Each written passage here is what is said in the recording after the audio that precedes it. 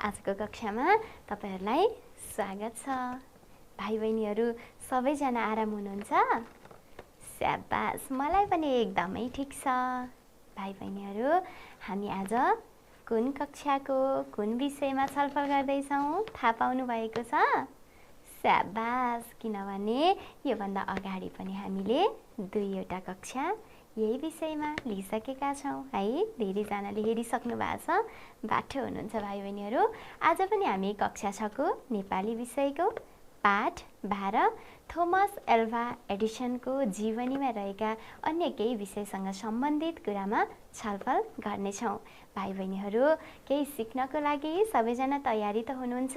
आवश्यक सामग्रीहरु पनि नजिकै राख्नुहोला र तयारी भएर बस्नुहोला। त्यो भन्दा अगाडि गुरुआमाले एउटा फोटो देखाउँछु है। फोटो हेर्न सबैजना उत्साहित हुनुभएको छ। हेर्नुस् त, कसको फोटो होला यो? ल अनुमान गर्नुहोस्। कतै देखा जस्तो पक्कै भएको छ तपाईहरुलाई। हेर्नुहोस् त। स्याबास, धेरै जना भाइ बहिनीले भन्दै हुनुहुन्छ थोमस एल्वा एडिसन होला भन्नु भएको छ। कसरी अनुमान गर्नुभयो? ओहो, हातमा बिजुलीको बत्ती देखेर है, बल्ब देखेर भन्दै हुनुहुन्छ। यो बल्ब उहाँले बनाउनु भएको होला त? स्याबास, किनभने हामीले पाठ त पढिसकेका छौं, तर फोटो चाहिँ गुरुआमाले नयाँ राखेकी हौं। भाइ बहिनीहरुको पाठ्य पुस्तकमा अर्कै फोटो थियो, गुरुआमाले चाहिँ अर्कै बल्ब बोकेकै फोटो राखिदिए। ल एकछिन हेर्नु होला, यहाँ टाँसिदिन्छु है। ल भाइ बहिनीहरु, फोटो त टाँसेर देखाइसके। यहाँ नाम चाहिँ गुरुआमाले लेख्न छुटाएछु, यहाँ लेखिदिन्छु है त। Thomas Alva Edison. ल उहाँको यो तस्बिर हेरेर पनि भाइ बहिनीहरुले अब कहिल्यै पनि बिर्सिनु हुने छैन कि बल्ब बनाउने व्यक्ति थोमस एल्वा एडिसन हुनुहुन्छ भनेर। अब भाइ बहिनीहरु, हामीले अनुच्छेद पहिले पढिसक्यौं है। त्यहाँ आएका नयाँ शब्दहरु उच्चारण गर्न पनि जान्यौं। त्यस्तै गरी ती शब्दहरुको अर्थ पनि हामीले पहिला नै छलफल गरेका छौं र ती अर्थ बुझिसकेपछि वाक्यमा प्रयोग पनि हामीले गर्यौं र ती अनुच्छेदहरुसँग सम्बन्धित विभिन्न बोधात्मक प्रश्नोत्तर त पहिला पनि हामीले गरेकै थियौं। भाइ बहिनीहरुलाई के याद भएको छ थोरै भन्नुहोस् न। उहाँको जन्म कुन ठाउँमा भएको थियो? धेरै भाइ बहिनीले भन्दै हुनुहुन्छ अमेरिकामा भनेर। त्यस्तै गरी उहाँको जीवनमा घटेका कुनै घटनाहरू तपाईलाई याद भएको कुनै एउटा घटना भन्नुहोस् त। स्याबास, धेरै भाइ बहिनीले भन्दै हुनुहुन्छ उहाँको श्रीमतीको निधन भयो। के नाम थियो? स्याबास, धेरै जनाले मिलाउनु भएको छ, मेरी स्टिलवेल भनेर। त्यसपछि के भएको थियो थोरै भन्दै जानुस् त सरसर्ती। उहाँका साना साना छोराछोरी थिए। तिनी छोराछोरीलाई हुर्काउन र आफ्नो काम सँगसँगै लैजान उहाँलाई गाह्रो परेकाले उहाँले के गर्नुभयो? स्याबास, दोस्रो विवाह गर्नुभयो। त्यस्तै उहाँले अन्य धेरै कामहरू गर्दै जाँदाखेरि उहाँले स्थापना गर्नुभएको प्रयोगशालामा के भएको थियो भन्नुस् त, याद गर्नुस्। चोरी भएको होइन, के भएको थियो? स्याबास, आगलागी भएको थियो। आगलागीले त्यो पुरै ध्वस्त भयो। उहाँले बनाउनु भएका हजारौं आविष्कारहरू पनि त्यहाँनेरि जुन राख्नु भएको थियो तिनीहरू पनि जलेर खरानी भए र उहाँलाई धेरै नोक्सानी परेको थियो। त्यो अवस्थामा पनि उहाँ कति पनि विचलित हुनु भएन कि भाग्नु भयो। अब म केही गर्दिन, अब मेरो सबै सकियो, अब मैले गर्नुपर्ने कुरा केही पनि छैन भनेर उहाँ निराश हुनु भएको थियो हो त? होइन है। अब मेरा कमजोरीहरू जलेर खरानी भए, तर मैले अझै केही गर्नुपर्छ। म धेरै बुढो भइसकेको छैन, मसँग अझै पनि काम गर्न सक्ने जाँगर छ, आँट छ, साहस छ। त्यसैले मैले यस्ता समस्याहरूबाट जुधेर नयाँ तरिकाले फेरि अन्य कामहरू गर्न सक्छु। मैले कमजोर हुनु भनेकै म यहाँबाट पछाडि हट्नु हो। मैले त जीवनमा अझै धेरै काम गर्न छ, धेरै अगाडि बढ्न छ। त्यसैले म यसलाई कमजोरीको रूपमा लिदिन भनेर उहाँले उहाँले फेरि आफ्नो मनलाई बलियो बनाएर अन्य आविष्कारहरू गर्दै जानुभयो र फेरि उहाँको त्यो जलेको प्रयोगशाला नयाँ पनि बनाउनु भयो। यो कुरा हामीले अगाडि नै छलफल गरिसकेका छौँ। भाइ बहिनीहरू, अब हामीले के कुरा याद गर्नुपर्ने भयो भने जीवनी भनेको त्यस्ता व्यक्तिका हामीले पढ्ने रहेछौँ जसले हामीलाई केही गरौँ गरौँ भन्ने आँट र साहस दिनुहुने रहेछ। जीवनी हाम्रै समाजका कुनै व्यक्तिको पनि हामीले पढ्न, लेख्न, सुन्न सक्छौँ। त्यस्तै गरी आफ्नो देशभित्रको अथवा आफ्नो देशभन्दा बाहिरतिरका व्यक्तिहरूको जीवनी पनि हामीले पढ्छौँ। तर उहाँको जीवनीबाट हाम्रो जीवनमा पनि केही न केही गरौँ भन्ने प्रेरणा पक्कै पनि जाग्नुपर्ने हुन्छ र उहाँहरूले गर्नुभएको काम चाहिँ उदाहरणीय र अनुकरणीय कामहरू चाहिँ हुनुपर्ने हुन्छ। भाइ बहिनीहरूको गाउँटोलमा पनि त्यस्ता व्यक्तिहरू हुन सक्नुहुन्छ जसले समाजको लागि, समाजमा रहेका विभिन्न व्यक्तिको लागि केही नयाँ काम गर्नुभएको हुन्छ। उहाँहरूको बारेमा सोधेर खोजेर यस्तै गरी थोमस एल्वा एडिसनको जस्तै जीवनी भाइ बहिनीहरूले पनि तयार गर्नुहोला। सबैजना वैज्ञानिकको मात्र जीवनी हामीले पढ्दैनौँ। कोही साहित्यकार हुन सक्नुहुन्छ, कोही समाजसेवी हुन सक्नुहुन्छ। उहाँहरूको जन्मदेखि मृत्युसम्म अथवा मृत्यु नभएको अवस्था छ भने पनि उहाँले जुन काम गर्दै हुनुहुन्छ उहाँले गर्नुभएको कामहरूका बारेमा क्रमशः सिलसिला मिलाएर लेख्दै जानुहोला। किनभने सुरुवातमा त जन्मकै कुरा आउँछ, कुन ठाउँमा जन्म भयो, कसको कोखबाट जन्म लिनुभयो, त्यस्तै गरी घर परिवारमा कतिजना हुनुहुन्छ, पढाइ लेखाइका कुराहरू आउन सक्छन्, उहाँले बाल्यकालमा भोगेका कुराहरू आउन सक्छन्। जस्तै तपाईँहरू पनि अहिले बालबालिका हुनुहुन्छ, तपाईँहरूको जीवनमा पनि कुनै घटनाहरू हुन सक्छन्, समस्याहरू हुन सक्छन्। ती सबै कुरा क्रम मिलाउँदै लेख्नुहोला र यस्तै गरी राम्रो जीवनी बनाउनुहोला समाजको व्यक्तिको बारेमा।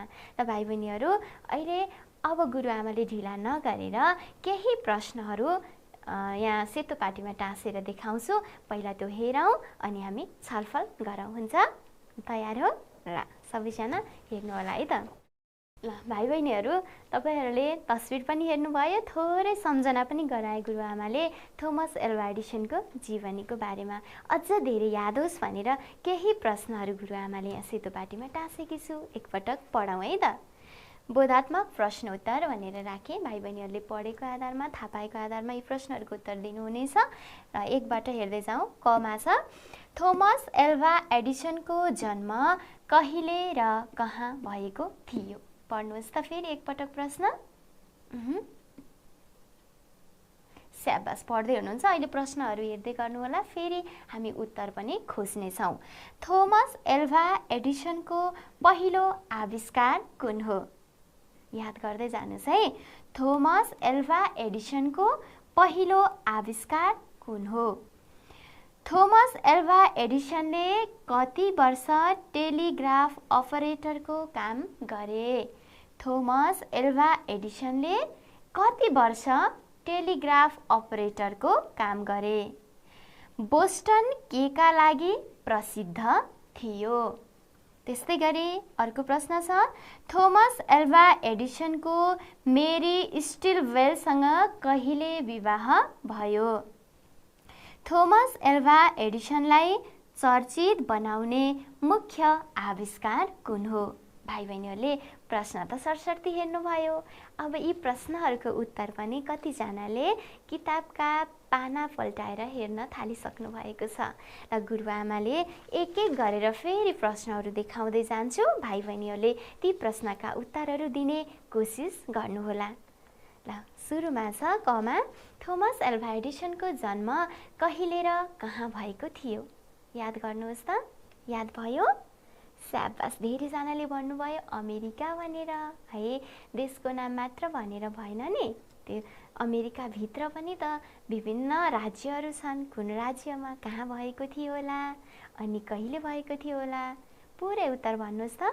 थोमस एल्वा एडिसनको जन्म, स्याबास, धेरै भाइ बहिनीले भन्दै हुनुहुन्छ। गुरुआमाले देखाउँछ है त।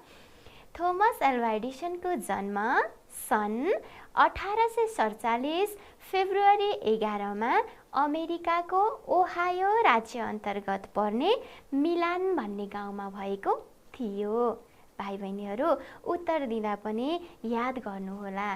प्रश्नसँग सबै बुझिने गरी उत्तर हामीले दिनुपर्ने हुन्छ।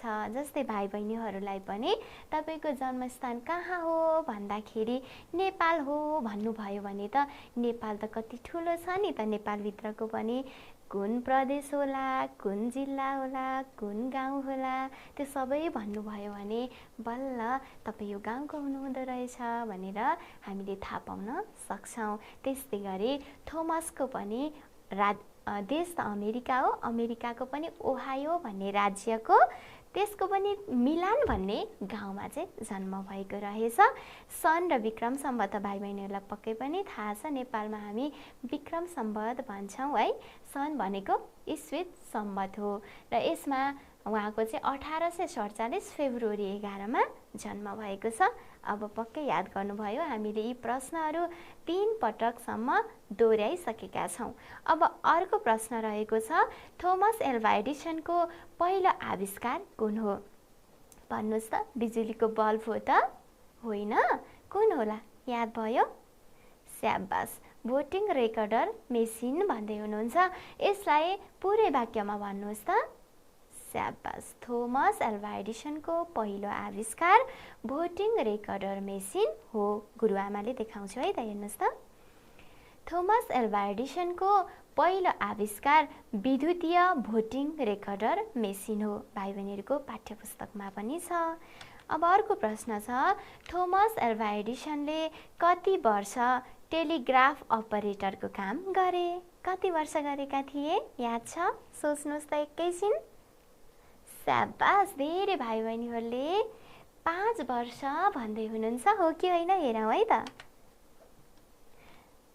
मिल्यो, हेर्नुहोस् त। थोमस एल्वा एडिसनले 5 वर्ष टेलिग्राफ अपरेटरको काम गरे।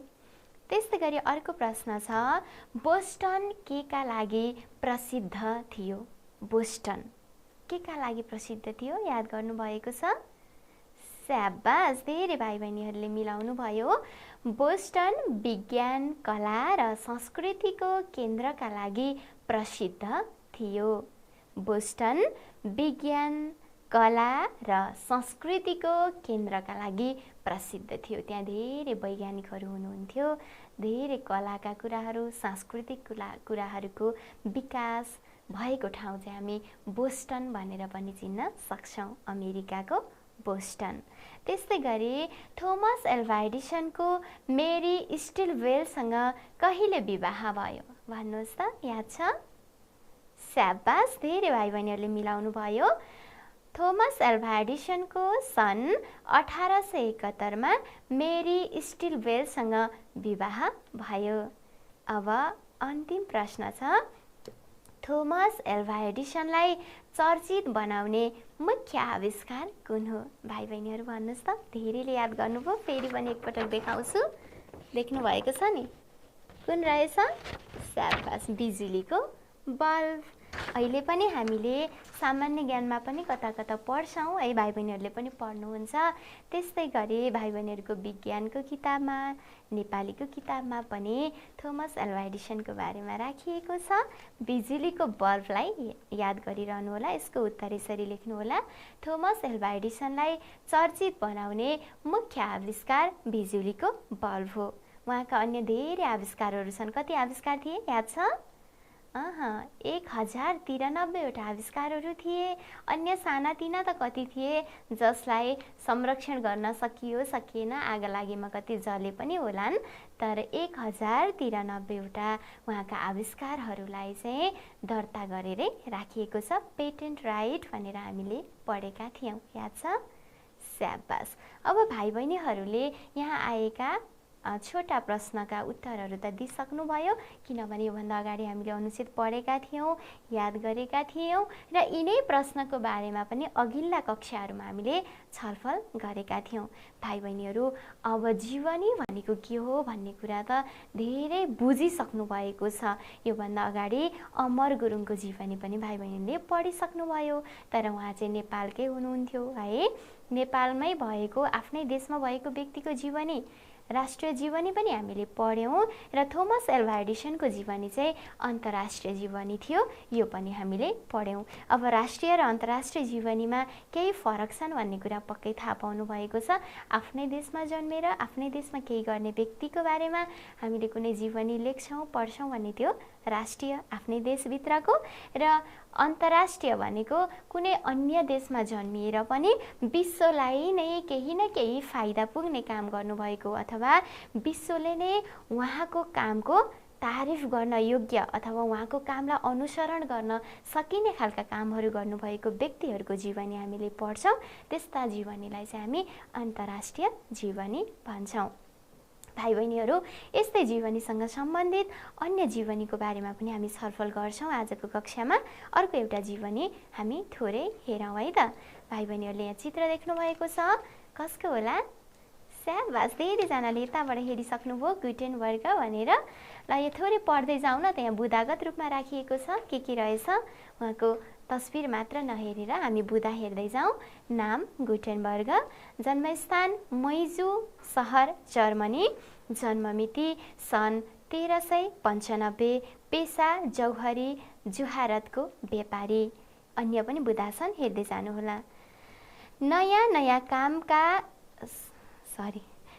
नयाँ किसिमका गहना, चित्र तथा जनावरहरूको दुरुस्त आकृति उतार्न सिपालु। त्यस्तै गरी एक दिन काठको फलेकमा मानिसको चित्र कपेर त्यसमा मसी लगाएर छोपेको। त्यस्तै अन्य बुदाहरू छन्। सन् 1440 उनको यो छापाको जर्मनीभर प्रचार। अक्षर कपेर पुस्तक छाप्ने सोच। धातुका बेग्ला बेग्लै अक्षर मिलाएर छाप्ने तरिकाको विकास। सन् 1454 छापाखानाको आविष्कार गरी 42 हरफको बाइबल प्रकाशन। यस बाइबलको युरोपभरि प्रचार। साथीहरू पिटर स्कुफर र फस्टको मद्दतले अझ राम्रो छापाखानाको विकास। सानो न्युमा साथीहरू अलगिएपछि आफ्नै प्रयासले नयाँ छापाखानाको निर्माण। फ्रान्स र बेलायतमा यस छापाखानाको प्रचार। वर्तमान छापाखाना गुटेनबर्गको देन। सन् 1468 उनको निधन। छापाखानाको आविष्कारले उनी अमर। यी बुदाहरू थिए भाइ बहिनीहरू। पक्कै पनि बुदाको बारेमा त थाहा पाउनु भएको छ। हामीले कुनै अनुच्छेदबाट पनि बुदा टिपोट गर्न सक्छौँ र कुनै बुदाहरूलाई अनुच्छेदमा लैजान पनि सक्छौँ। बुदा भनेको छोटो छोटकरीमा लेखिन्छ, त्यसले धेरै कुरा समेटेको हुन्छ र त्यसबाट हामीले लामो कुनै अनुच्छेदहरू बनाउन सक्छौँ।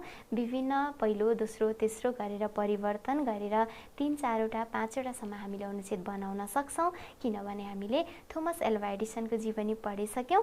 उहाँको जीवनीबाट पनि हामीले यस्तै गरी बुदाहरू निकाल्न सक्छौँ र त्यसलाई फेरि हामीले त्यहाँ जीवनीमा भएको जस्तै अनुच्छेद तयार गर्न सक्छौँ। अब भाइ बहिनीहरूलाई गुरुआमाले यी बुदाहरू त देखाएँ, अब के गर्ने होला थाहा छ? यसलाई हामीले अनुच्छेदमा लैजान पर्यो। यी बुदाहरूलाई अनुच्छेदमा लेख्न पर्यो। कसरी लेख्ने होला त? कहाँबाट सुरु गर्ने होला? स्याबास, धेरै भाइ बहिनीले योभन्दा अघिल्लो कक्षामा भनेको अमर गुरुङको पाठमा पनि यस्तै बुदाहरू थिए। ती बुदाका आधारमा जीवनी लेख्ने अभ्यास गरिसक्नु भएको छ। पक्कै पनि केही न केही थाहा छ भाइ बहिनीहरूलाई। त्योभन्दा धेरै थाहा पाउन गुरुआमाले यहाँ थोरै देखाउँछु है त। एउटा अनुच्छेद राखेकी छु।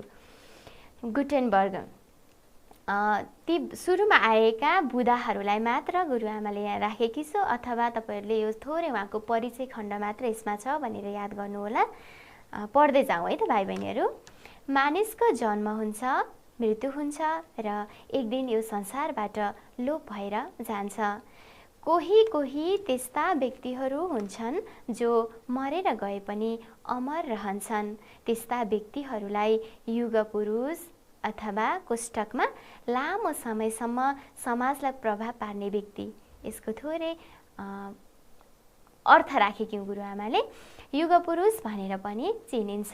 यस्तै विश्वमा चमत्कारिक काम गरेर नाम कमाउन सफल धेरै व्यक्तिहरू मध्येका एक प्रभावशाली व्यक्तिका रूपमा हामी गुटेनबर्गलाई चिन्छौँ। उनको जन्म सन् 1395मा जर्मनीको मैजू सहरमा भएको थियो। उनी पेसाले व्यापारी थिए। उनी जौहरी तथा जुहारतको व्यापार गर्थे। नयाँ नयाँ किसिमका गहना, चित्र र जनावरको उस्तै आकृति कोर्न सिपालु गुटेनबर्गले विश्वलाई चकित पार्ने अन्य धेरै कामहरू गरेका छन्। भाइ बहिनीहरू, गुरुआमाले यो एउटा अनुच्छेद मात्र राखेकी छु।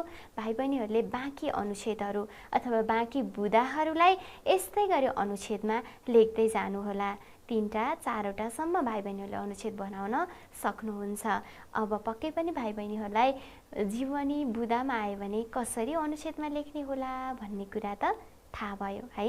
अब त्यसपछि छापाखानाका कुराहरू पनि छन्, त्यसलाई मिलाएर लेख्नुहोला। कतै कर्ता, कतै क्रियापद हामीले थप्न पर्ने हुन्छ, कतै कतै अन्य सम्बन्धित विषयवस्तुहरू पनि हामीले थप्न सक्छौँ। जस्तै यहाँ सुरुवातमा गुरुआमाले मानिसको जन्म हुन्छ, मृत्यु हुन्छ, एक दिन यो संसारबाट लोप भएर जान्छ, यो त बुदामा कतै पनि थिएन। तर गुरुआमाले नै यो जीवनीलाई अझ मिठास होस्, राम्रो होस्, केही कुरा थपियोस् र सुन्नमा पनि आनन्द होस् भनेर थपेकी हुँ। भाइ बहिनीहरूले पनि यस्तै गरी मिल्दाजुल्दा कुरा थप्नु पाउनुहुन्छ। तर अनाधिकृत कुराहरू अथवा उहाँले नगर्नु भएको काम कुराहरू विषयमा चाहिँ तपाईँहरूले लेख्न चाहिँ पाउनुहुन्न। जस्तै थोमस एल्वा एडिसनले बल्बको आविष्कार गर्नुभएको हो नि त, होइन? तपाईँहरूले फेरि गुटेनबर्गले गर्नुभएको भनेर लेख्न चाहिँ पाइएन।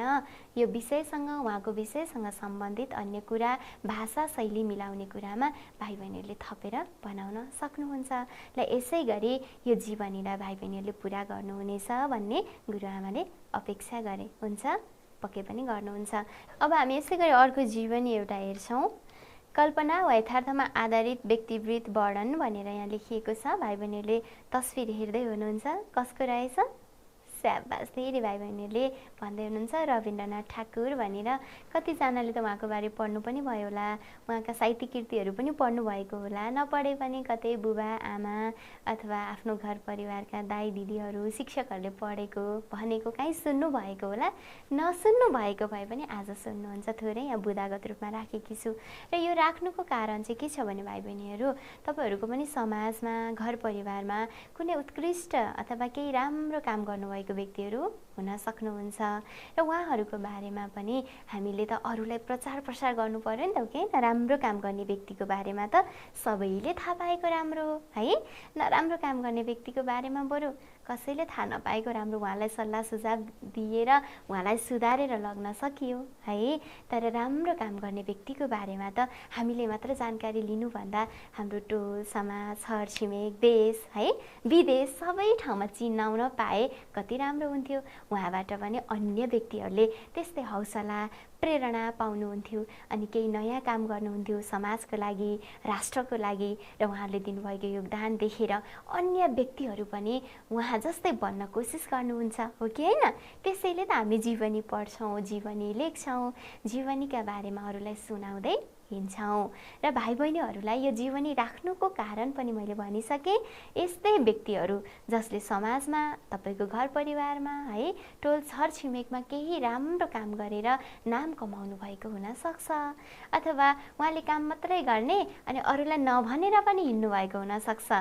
कसैको चाहिँ त्यस्तो खालको बानी हुन्छ कि सबैलाई सहयोग गर्ने, सेवा गर्ने, तर मेरो नाम अरू कहाँ लान मन छैन, मलाई म आफ्नो कर्म गर्छु, कसैका सामु म प्रचारित हुन छैन पनि भन्नुहुन्छ। त्यो व्यक्तिमा भर पर्ने कुरा हो।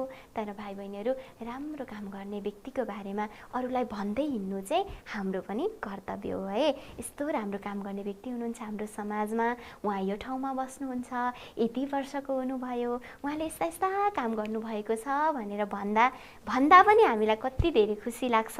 अनि सुन्ने व्यक्ति पनि त्यो कुरा सुनेर ओहो उहाँलाई त एकपटक भेट्नुपर्छ है, उहाँ जस्तै हामी पनि कतै बन्न सक्छौँ कि, केही काम गर्न सक्छौँ कि, सोधौँ भेटौँ भनेर उहाँहरूमा पनि जिज्ञासा रहन सक्छ।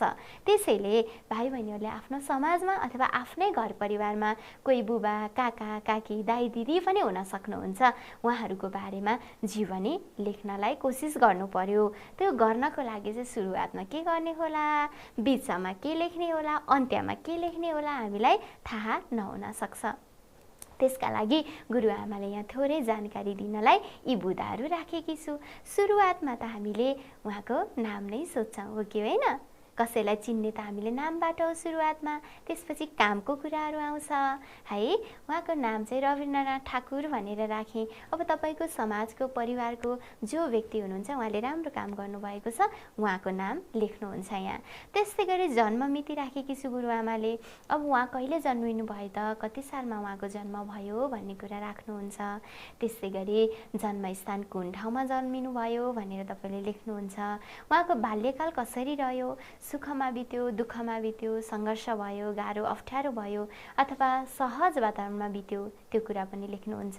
त्यस्तै गरी शिक्षाका कुराहरू पनि रहन्छन्, कतिसम्म अध्ययन गर्नुभएको छ छैन। त्यस्तै गरी उहाँ कसको कोखबाट जन्मिनु भयो, मातापिताका कुराहरू, विवाहित हो भने कोसँग विवाह भएको छ, अविवाहित हो भने अविवाहित हुनुहुन्छ भनेर लेख्न सक्नुहुन्छ। त्यस्तै गरी पेसाका कुराहरू, कोही व्यक्तिले एउटा मात्र पेसा नगरेको पनि हुनसक्छ, उहाँहरूका धेरै पेसाहरू हुन सक्छन्, पेसाका कुरा। त्यस्तै गरी समाजमा अथवा राष्ट्रमा कुन कुन कुरामा उहाँ संलग्न हुनुहुन्छ त, के कुरामा उहाँ काम गरिरहनु भएको छ, त्यस्ता कुराहरू चाहिँ हामीले क्रमशः लेख्दै जान्छौँ। र सुरुवातमै हामीले जन्म त लेख्छौँ नामपछि है, अनि सुरुमै मृत्यु लेखियो अथवा उहाँले गरेका राम्रा कुरा सुरुवातमा लेखेर जन्मलाई पछाडि राखियो भने त मान्छेको जन्म नै नभइकन उसले काम त गर्दैन पक्कै पनि हो कि होइन। त्यसैले सिलसिला मिलाएर अथवा श्रृङ्खला मिलाएर क्रमबद्ध रूपमा चाहिँ हामीले जीवनी लेख्छौँ। र लेख्दाखेरि तपाईँ गएर उहाँलाई सोध्दै हुनुहुन्छ, टिपोट गर्दै हुनुहुन्छ भने पनि यो क्रम मिलाएर चाहिँ लेख्नु होला। रविन्द्रनाथको थोरै हेर्दै जाउँ है त भाइ बहिनीहरू। नाम रविन्द्रनाथ ठाकुर, जन्ममिति सन् 1861 मे 7, जन्मस्थान कलकत्ता भारत। बाल्यकाल शिक्षित तथा सम्पन्न परिवारमा बितेको, उहाँलाई खासै दुःख भएन।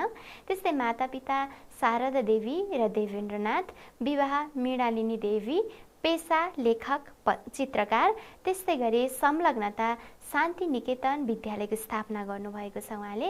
उहाँ चाहिँ अलिकति बालमैत्री वातावरणमा बालबालिकालाई पढाउनुपर्छ भन्ने कुरामा जोड दिने व्यक्ति पनि हुनुहुन्छ। त्यसैले यो विद्यालयको उद्देश्य पनि बालबालिकालाई बालमैत्री वातावरणमा पढाउनुपर्छ भन्ने रहेको छ। त्यस्तै गरी बाल पत्रिकाको प्रकाशन गर्नुभएको छ, तपाईँहरू जस्तै बालबालिकाले पढ्ने पत्रिकाको प्रकाशन। त्यस्तै भारती पत्रिकाको सम्पादन गर्नुभएको छ। त्यस्तै उहाँका प्रकाशित कृतिहरू अथवा उहाँले रचना गर्नुभएका कृतिहरू छन्। कविता रहेको छ गीताञ्जली, जो विश्वविख्यात विश्वमा प्रसिद्ध कृति हो। यसले चाहिँ नोबेल पुरस्कार पनि पाएको थियो 1913 मा। त्यस्तै गरी उहाँले नाटक पनि रचना गर्नुभएको छ। नाटक रहेका छन् रक्तकरवी र फाल्गुनी। त्यस्तै उपन्यास गोरा छ। त्यस्तै कथा काबुली बाला भनेर गुरुआमाले राखेकी छु। अन्य कृतिहरू पनि कतै छुटेका हुन्छन् या मुख्य मात्रै राखिएको छ। त्यस्तै गरी उहाँका साहित्यिक विशेषताहरू के छन् त, अथवा उहाँले आफ्ना कृतिहरूमा कुन कुरालाई बढी जोड दिनुहुन्छ त भन्दाखेरि उनका कृतिमा प्रकृति, ईश्वर र मानिस बीचको सम्बन्धको चर्चा पाइन्छ। भनेको प्रकृति, ईश्वर र मानिस एक अर्कामा अन्तर सम्बन्धित छन्। मानिस छ र प्रकृतिको महत्त्व रहन्छ।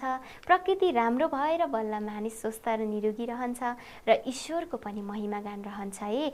हामी भक्ति गर्नुपर्छ, धर्म कर्म गर्नुपर्छ, अरूलाई हत्या हिंसा गर्नु हुँदैन भन्ने हरेक धर्मको सिद्धान्त पनि रहन्छ। त्यसै उहाँले पनि यी कुरालाई जोड दिएर आफ्ना रचनाहरूमा कथा, उपन्यास, त्यस्तै गरी नाटक, कविताहरूमा चाहिँ लेख्नु भएको पाइन्छ। उहाँको गीताञ्जली कवितामा पनि प्रकृति, ईश्वर र मानिस बीचको महिमा गान गाइएको छ।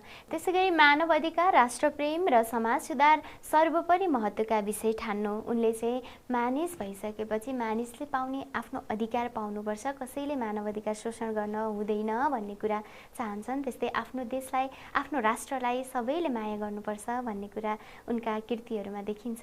त्यस्तै गरी समाज सुधारको चाहना हामीले राख्नुपर्छ। साहित्यले पनि मानिसको मनसायलाई परिवर्तन गर्न सक्छ, मानसिकताले परिवर्तन गर्न सक्छ। हामीले जुन तरिकाले पनि समाज परिवर्तन गर्न सक्छौँ, तर कसैले साहित्यको मार्फत, कसैले बोलेर, कसैले गरेर, विभिन्न आधार माध्यमहरू फरक होलान्, तर साहित्य पनि त्यस्तो माध्यम हो जसले समाज सुधारको लागि विभिन्न कुराहरू सिकाउन सक्छ साहित्यको मार्फत भनेर पनि उनले आफ्ना विषयवस्तुहरूमा अथवा कविता, नाटक र उपन्यासमा लेखेको पाइन्छ। त्यस्तै गरी उनले पाएको विश्वविख्यात अथवा विश्व प्रसिद्ध नोबेल पुरस्कार 1913 मा छ। यो चाहिँ गीताञ्जली कृतिबाट पाएका छन् र उनको मृत्यु सन् 1941 अगस्ट 7 मा भएको छ। भाइ बहिनीहरू, छोटकरीमा यी बुदाहरू मात्र थिए। यस्तै गरी भाइ बहिनीहरूले पनि समाजका प्रसिद्ध व्यक्तिहरूको गएर बुदा टिप्नु होला, छोटकरीमा लेख्नु होला, अनि त्यसलाई घरमा आएर अनुच्छेदमा लामो बनाएर लेख्न सक्नुहुन्छ र जीवनी तयार गर्न सक्नुहुन्छ। भाइ बहिनीहरू, आज दुईवटा जीवनी गुरुआमाले नयाँ जीवनीहरू छोटकरीमा बताएकी छु। अब थोरै हामी यो जीवनी जुन हामीले पढेका छौँ थोमस एल्भा एडिसनको जीवनीबाट चाहिँ हामीले के सन्देश पायौँ त भनेर थोरै हेर्छौँ। पक्कै पनि भाइ बहिनीले धेरै कुरा सिक्नु भएको छ। मानिसको जीवनमा दुःख आउँछन्, सुख आउँछन्, यो क्रम चलि नै रहन्छ, तर हतोत्साहित नहुने, निराश नहुने र केही न केही गरेर अगाडि बढ्नुपर्छ। जीवनमा दुःखलाई सहर्ष स्वीकार्नुपर्छ, त्यो स्वीकार्नुको हामीसँग कुनै विकल्प छैन भन्ने कुरा पनि सिक्नु भएको छ, उहाँले सिकाउनु भएको छ। ल हेर्दै जाउँ। थोमस एल्भा एडिसनको जीवनीबाट हामीले जीवनमा कहिल्यै हरेस खानु हुँदैन, आत्मबल बलियो बनाउनुपर्छ र अभ्यासलाई निरन्तरता दिनुपर्छ भन्ने शिक्षा पाउँछौँ। सुख दुःख हरेकको जीवनमा आउँछन् जान्छन्, यो स्वाभाविक प्रक्रिया हो। उनका अनुसार मलाई दुःख मनाउ छैन, यो आगलागीसँगै मेरा कमजोरीहरू पनि जलेर खरानी भए हो। म 67 वर्षको भइसकेँ, तर पनि म तुरन्त नयाँ ढङ्गले प्रयोगशाला निर्माण गर्छु। यो उहाँकै भनाइ हो। उहाँले जे भन्नुभएको थियो त्यही जस्ताको तस्तै यहाँ राखिएको छ। यसबाट पनि हामीले बुझ्न सक्छौँ कि समस्या भयो भनेर यसबाट भाग्नु हुँदैन, धैर्य गरेर समाधान गर्नतिर लाग्नुपर्छ। सकारात्मक सोचाइ लिएर अगाडि बढियो भने सफलता हाम्रै हातमा हुन्छ। उनको बिजुलीको बल्ब बनाउने 9949 पटकको प्रयास असफल भई 10,000 पटकमा सफल भएको उदाहरणबाट पनि हामीले कुनै काममा निरन्तरता दियौँ भने एक दिन पक्कै सफल हुन्छौँ भन्ने प्रेरणा उनको जीवनीबाट पाउन सकिन्छ। भाइ बहिनीहरू, अन्य धेरै कुराहरू छन्, यसबाट पाउने शिक्षा पनि अन्य धेरै छन्। गुरुआमाले छोटकरीमा मात्रै लेखे। भाइ बहिनीहरूले फेरि एकपटक पाठ पढेर उहाँको जीवनीबाट पाइने प्रेरणाहरूलाई यस्तै गरी उहाँको जीवनीबाट पाउने सन्देशलाई लेख्नुहोला। आफ्नो कक्षा शिक्षकलाई अथवा विषय शिक्षकलाई अथवा बुबा आमा कसैलाई देखाउन सक्नुहुन्छ, भन्न सक्नुहुन्छ। कुनै पनि कुरा पढिसकेपछि त्यसको सार के हो त भनेर हामीले पक्कै बुझ्न पर्ने पनि हुन्छ, बुझ्नु पनि भयो होला र धेरै कुरा याद गर्नु पनि भएको छ। क्रमशः जन्मदेखि मृत्युसम्म र बिचमा उहाँले गर्नुभएको योगदान, उहाँले दिनुभएको देनहरूको बारेमा भाइ बहिनीहरूले सम्झिनु होला, आफ्नो नोट गरेर राख्नु होला। त्यसलाई चाहिँ उत्तर पुस्तिकामा नोट गरेर पनि राख्न सक्नुहुन्छ। र यस्तै गरी अन्य व्यक्तिको जीवनी लेख्ने बेला पनि भाइ बहिनीहरूले त्यो जीवनीबाट के शिक्षा पाइयो त, अथवा समाजले त्यो जीवनी पढिसकेपछि उसले के कुरा हासिल गर्न सक्छ त, के कुरा उनीहरूमा परिवर्तन ल्याउन सकिन्छ त भन्ने कुरा पनि याद गरेर जीवनी तयार गर्नुहोला। तपाईँले अब जन्म लेख्नुहुन्छ, मृत्यु लेख्नुहुन्छ, बिचमा उहाँले गर्नुभएका कामहरू पनि लेख्नुहुन्छ।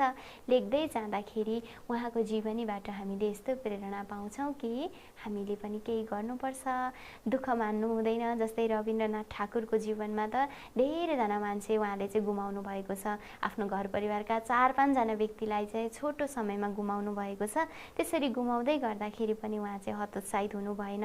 यो प्राकृतिक कुरा हो, जन्मपछि मृत्यु हुन्छ, एक दिन न एक दिन त हामीले संसार छोडेर जानुपर्छ। तर जाँदै गर्दाखेरि, म मर्दै गर्दाखेरि अथवा म मरेर जाँदा पनि यो समाजले मलाई कुनै न कुनै कुराले सम्झियोस् भन्नको लागि केही नयाँ काम गर्नुपर्छ।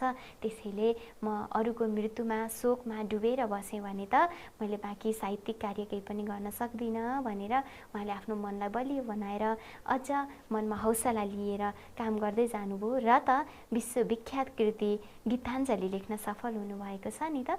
हो त्यस्तै गरी भाइ बहिनीहरूले पनि आफूले लेख्नुभएको जीवनीमा यसरी भाषा शैली मिलाएर राम्रो बनाएर लेख्नुहोला। र भाइ बहिनीहरू अब एउटा अन्तिम तपाईँलाई एउटा प्रश्न राखेकी छु। गुरुआमाले गुटेनबर्गको जीवनीबाट तपाईँले के शिक्षा प्राप्त गर्नुभयो भनेर राखेँ। अघि गुरुआमाले बुधा राखेकी थिएँ, त्यसपछि थोरै एउटा अनुच्छेद पनि राखेँ सुरुवातका बुधाहरूलाई समेटेर।